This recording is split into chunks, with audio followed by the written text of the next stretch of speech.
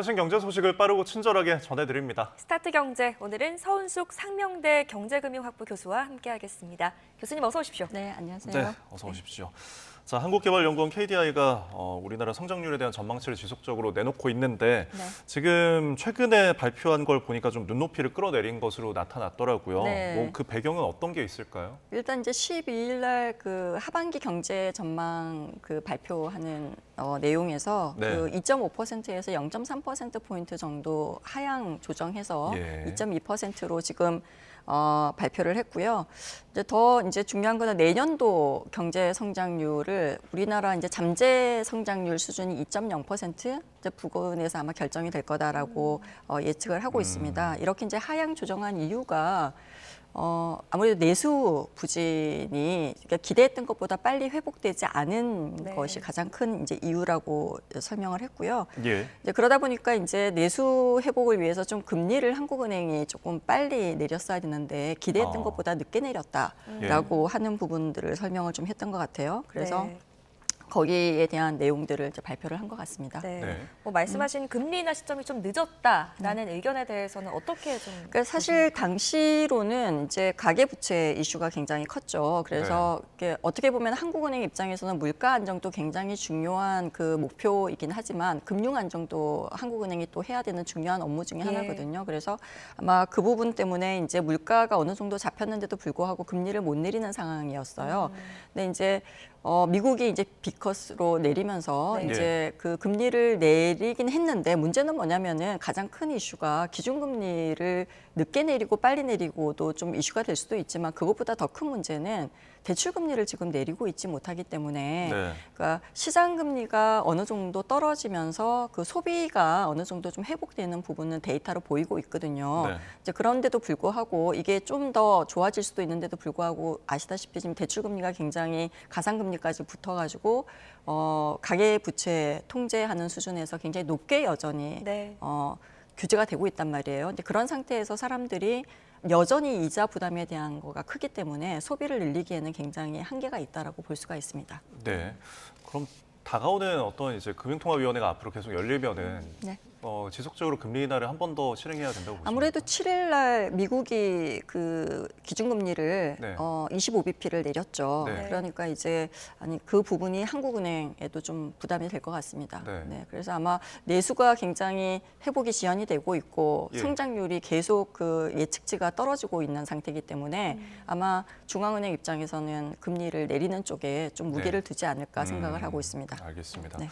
어쨌든 우리 경제를 압박하는 위험 요인이라고 하면은 네. 이제 내부에서는 이런 이제 내수 부진이 있을 거고 대외적으로는 이제 미국에서 트럼프가 이제 다시 백악관에 복귀를 하면서 네. 그에 대한 리스크가 이제 우리한테도 있을 것 같은데 이런 네. 부분 어떻게 보십니까? 가장 큰 이제 위험이 관세 장벽 이슈죠. 이제 미국의 보호무역주의에 대한 강조, 그러니까 정책적으로 지금 이거를 하겠다라고 했기 때문에 이제 이 부분에 대한 거가 내년에는 현실화가 되겠죠. 관세 이슈가. 네. 그러니까 특히 우리나라 같은 경우에는 수출 의존도가 굉장히 높은 나라이기 때문에 이렇게 총 수출 증가량이 아마 크게 감소할 것이다 내년에는. 네. 예. 이렇게 되면은 그래서 사실 올 경제 성장률을 지금 한국경제개발연구원이 낮출 때는 이 트럼프 2기의 관세 장벽의 위험 부분은 고려되지 않은 상태에서 지금 예. 잡혀 있는 거거든요. 네. 그래서 이 부분까지 고려가 되게 되면은 지금 2.0%를 내년치를 전망을 하고 있는데 이것도 굉장히 달성하기 어려운 상황이 되지 않을까라는 우려가 있습니다. 네. 예. 그렇군요. 관세 장벽뿐만 아니라 지금 미국장은 활발한 반면 지금 네. 우리 증시가 지금 맥을 못 추고 있는 것 같아요. 네. 일단은 원인은 뭐라고 좀 보십니까? 일단 뭐 굉장히 큰 폭으로 떨어졌어요. 지금 5일에서 12일 사이 네. 이제 미국 대선이 있기 직전부터 시작해서 12일까지를 보면은 코스피 지수하고 코스닥 지수가 각각 4.11%, 5.78%가 하락했어요. 굉장히 큰 폭으로 하락을 했죠. 그래서 네. 글로벌 주요 정시국 중에서 가장 크게 이제 하락을 했습니다. 그래서 이게 사실 어떻게 보면은 우리나라에 관해서 이게 관세 장벽이 굉장히 크게 작용하는 산업군 자체가 반도체 2차 전지, 그다음에 네. 자동차 부분이라는 거죠. 네. 근데 이제 이 부분이 우리나라의 굉장히 시가총액의 큰 부분을 차지하고 있는 부분, 이 영향을 받는 부분이 굉장히 큽니다. 예. 그래서 이게 대표적인 피해 산업 때문에 좀 그런 상황이 발생을 했고요. 그래서 트럼프 이제 그 당선 이후에 또 두 번째 이슈 중에 하나가 달러 가치가 굉장히 올라가고 있죠. 네. 그래서 네. 달러 가치 올라가고 있는 것도 사실은 우리나라의 수출 기업들에게는 굉장히 좀 악재로 작용할 가능성이 크고요. 중요한 거는 뭐냐면은 이제 국내 상장사들이 최근에 3분기 실적을 내놨는데 이게 예. 굉장히 안 좋아요. 네. 그래서 이미 실적을 발표한 주요 기업 가운데 절반이 이제 어닝샥이 좀 왔고요. 예. 그래서 기록을 했고요. 그래서 트럼프 승리 이후에 이제 달러 가치가 올라가고 있고 앞으로 그 관세 장벽 이슈도 있고 그다음에 국내 기업들의 실적도 좋지 않고 하는 부분들이 전체적으로 작용을 해서 이 투자자들이 특히 이제 외국인 투자자들이 매도를 굉장히 많이 하고 국내 증시를 떠나는 그런 상황이 벌어지고 있고 국내 투자자들 자체도 비트코인이나 뭐 이런 해외 네. 증시에 관심을 돌리고 있는 상황인 것 같습니다. 네. 그러면 우리 증시의 이런 소외 현상이 언제까지 좀 계속될 거라고 전망을 하세요? 아무래도 이제 당분간은 이게 제일 중요한 거는 증시는 기업의 실적이 반영되는 부분이거든요. 네. 이제 우리나라 기업들의 실적이 좋지 않은 이상은 경제 성장률도 좋아지지 않고요. 그다음에 기업의 가치들도 높게 평가되기가 굉장히 어렵습니다. 그래서 가장 중요한 거는 어떻게 우리가 이 국가의 경제 자체를 다시 성장시킬 네. 수 있는 동력을 찾아낼 것인가에 대해서 네. 좀 정책적인 고민을 해야 될 시기다라고 생각을 하고 있습니다. 네, 결국은 숫자 지표가 좋아야 이제 네. 투자가 몰려드는 법이니까요. 네, 네. 지금 뉴욕 증시 같은 경우에는 역대 최고치를 계속 기록해 왔잖아요. 네. 트럼프 랠리가 이어진 것으로 보이는데 네. 간밤에는 어땠나요? 뉴욕 3대 지수 최고치 전부 다 기록을 했습니다. 네. 그래서 사실 이제 6일이 대선이었고 예. 그다음에 7일이 그 연준이 그 기준금리를 인하를 했고요. S&P 지수도 최고치를 네, 달성을 1,000을 했고요. 넘어서고요. 특히 네. 이제 금융 정책상 금융 규제가 굉장히 완화될 것으로 생각을 하면서 예. 이게 이제 그 기대 형성이 되면서 대형 은행주가 포함되어 있는 다우 지수들이 굉장히 11일까지는 굉장히 많이 올랐는데요. 네. 어제 저녁에는 조금 이제 굉장히 많이 올랐거든요. 그러다 네. 보니까 최고치를 찍고 난 다음에 조금 조정되고 있는 분위기로 가고 있는 것 같습니다. 네. 예. 네. 뉴욕 증시는 역대 최고치를 기록했는데 네. 뭐 아까 언급을 했던 또 상황이 여의치 않은 국내 증시 얘기를 좀 다시 해보자면 네. 지금 삼성전자 52주째 신저가를 경신하고 있고요. 네. SK하이닉스도 이틀째 하락세를 보이고 네. 있습니다.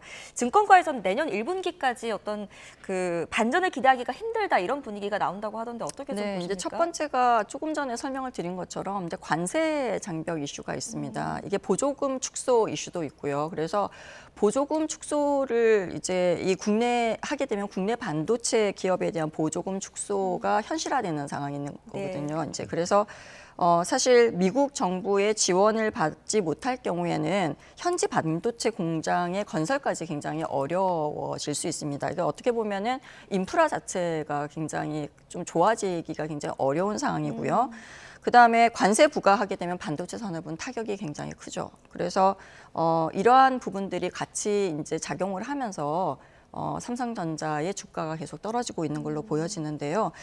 사실 더 이제 SK 하이닉스도 똑같은 상황입니다. 예. 근데 삼성전자가 더 크게 지금 영향을 받고 있는 이유 중에 하나가 3분기 실적이 굉장히 부진하게 나왔고요. 그다음에 HBM 그 메모리 쪽에서 경쟁력 약화 부분이 사실은 그 삼성전자라는 기업에 대한 가치를 계속 밸류에이션을 떨어뜨리고 있다라고 네. 평가를 할 수밖에 없는 것 같습니다. 네. 예. 사실 아까 원달러 환율 짚어주셨지만 이 사람들의 심리적 저항선이라는 게 있거든요. 1,400원 넘으면 이제 안 되겠다 싶은데 결국은 뭐 종가 기준으로 넘어서기도 했는데 이게 2년 만에 처음이었고 그럼 앞으로도 더 오를 가능성도 있는 건가요?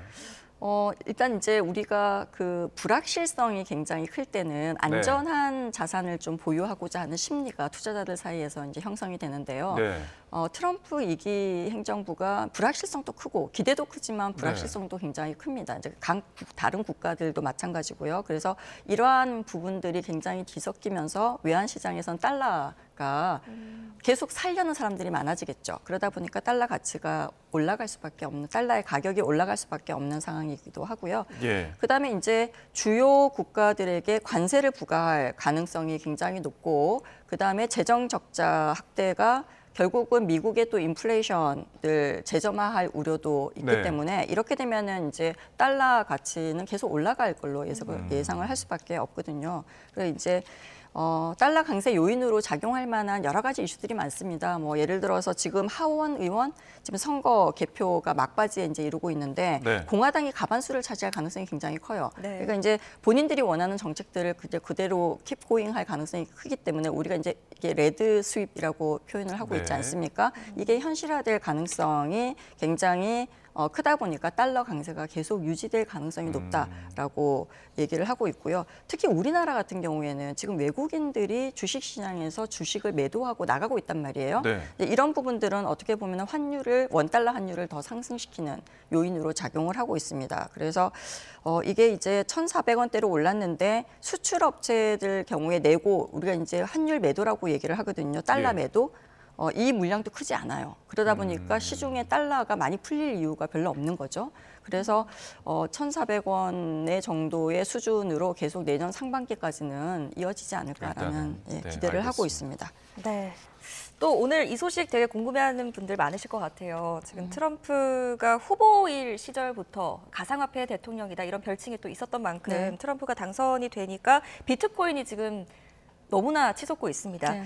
끝도 모르고 오르고 또 오르는 상황인데 왜 이렇게 또 오르는 걸까요? 방금 말씀하신 네. 것처럼 결국은 그 당선인으로서 그 전에 약속을 공약을 했던 그 친가상화폐 정책 이거에 대한 기대감이 굉장히 높아요. 네. 예. 그러다 보니까 결국은 이제 계속 오르고 있는 상황인 것 같고요. 그다음에 뭐 이게 이 가상화폐뿐만이 아니고 보통은 일반적으로 이제 그 전체적으로 정부가 들어오고 나면은 뭐 어디 주식들이 오른다든가 어떤 상품들이 오른다든가 이렇게 되는데 이거는 굉장히 비트코인에 지금 집중이 많이 되고 있는 것 같아요. 예. 그리고 네. 특정 주식에 집중되고 있는 상황이 다른 정권에 비해서 굉장히 강하다라고 우리가 얘기를 할 수가 있죠.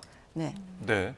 자, 뭐 비트코인 저희가 뭐 조금 전에 속보를 보니까 뭐 9만 달러도 찍었다는 네. 이야기까지 지금 네. 전해지는데 이렇다 보니까 계속 돈이 몰리면서 비트코인 자체에 대한 이 시총이 우리 국내 증시를 넘어설 가능성이 있다고요? 네, 비트코인 포함해서 가상자산까지 네. 전부 다 합쳐서 전체 시총이 3조 달러를 돌파를 3조 했습니다. 달러, 네, 예. 이게 2021년 11월 이후 3년 만에 이걸 예. 달성을 했거든요.